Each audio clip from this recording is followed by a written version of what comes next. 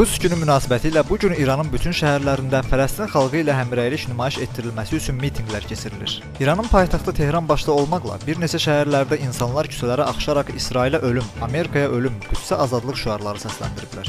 Aksiya iştirakçıları İsraili ağır cinayətlərdə ittiham edərək Fələstin xalqı ilə həmrəy olduqlarını bəyan ediblər. 1979-cu il İran İslam İnqilabından sonra İslam İnqilabının banisi İmam Xomeyni Fələstin xalqı ilə həmrəyliyi nümayiş etdirmək məqsədi ilə hər il Ramazan ayının sonuncu cümə gününü Qüds günü elan edib.